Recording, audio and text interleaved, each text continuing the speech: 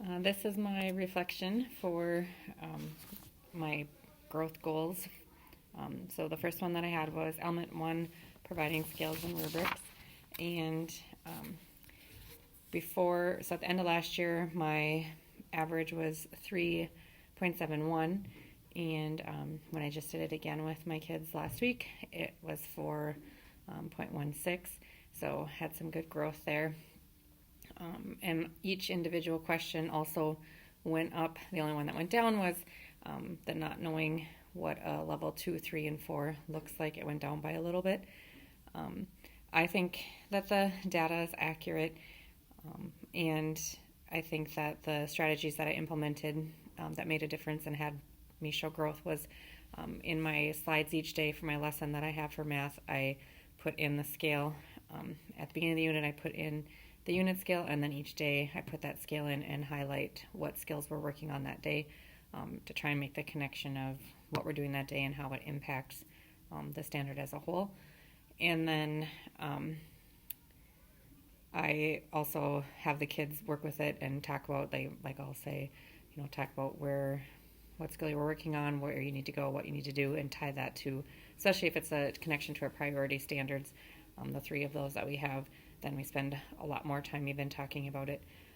As far as the level 2, 3, and 4 look like part that went down, I think that might have been possibly because I gave the survey at the end of the year last year, and I think as the year goes on, the kids become more accustomed to seeing what the scores are, why they got the scores they did, and at the end of the year last year, they had seen it multiple times, where right now they've only seen it a couple times, and on our one division priority standard, we just had our first assessment on it, so they really aren't familiar yet with where they what it would look like to be at a 3 or a 4, because we just kind of started that analysis process after our first assessment on it.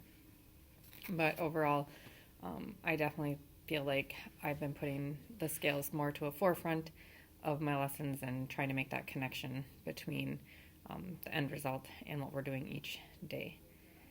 My second growth goal was in element 3, celebrating success, and that went from a 3.36 to a 4.25.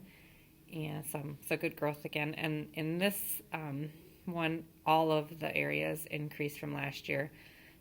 This is something that I truly felt like I wasn't doing. Scales and rubrics and goals I've been doing for a while, but I didn't feel like I was doing it justice, which is why I picked that.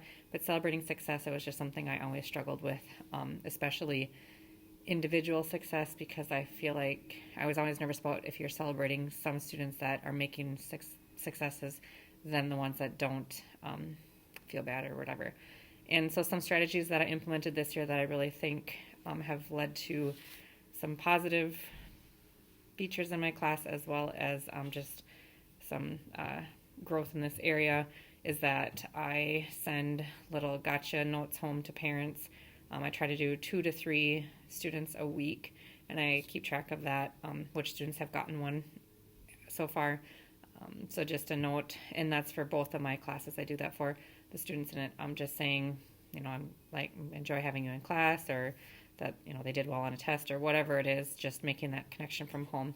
I've had some pretty cool feedback from the kids and from the parents with that, so it's fun to see. And then I also put notes in students' lockers, so a note to them, letting them know that I noticed when they did well or something, and I tried to stagger that. So at this point, though, all of the students have gotten at least one or the other, and some of them have gotten both now. I'm kind of trying to make my way through to get all the rest of them, so that everybody will get for sure 2 notes from me throughout the year.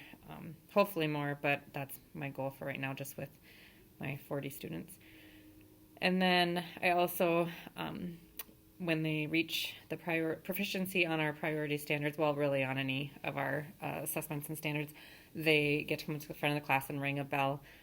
I know some of them think it's dumb, but I do think that a lot of them enjoy it and look forward to it.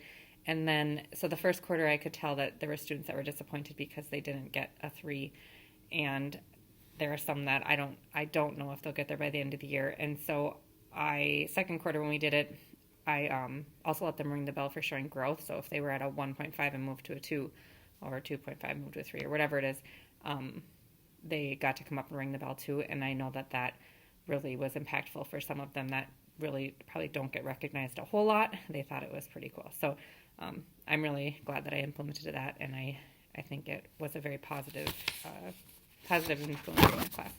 And then my last element was 39, understanding students' backgrounds and interests. And I chose this one because I really felt like with middle school, running the middle school, I just feel like sometimes it's hard to make those connections because the kids are coming and going and you don't really have a lot of one-on-one time with them. And so the biggest kind of strategy, and this one I went from a 3.11 to a 3.43. So some growth, I know that I could do more. And I also know that like my homeroom class, if I would adjust on their scores, I know it would have been a higher percentage of growth. And if I would have just done my other class, it probably would have been lower.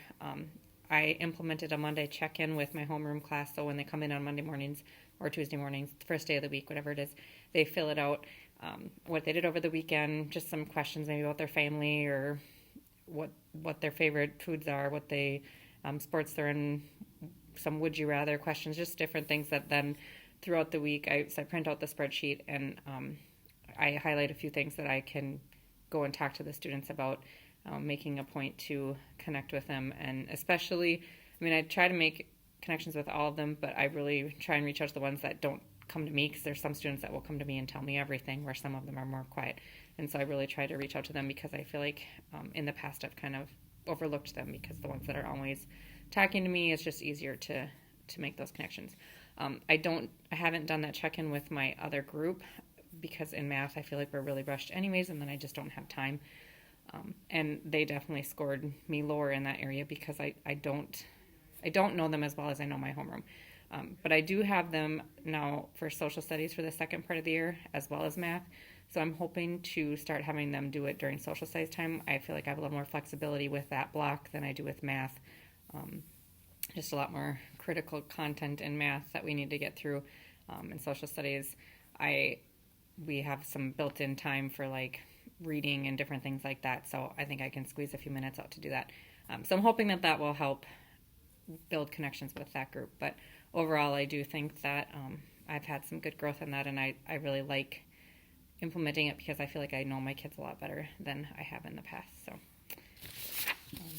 those are my 3 goals and the growth that I've seen in each of those.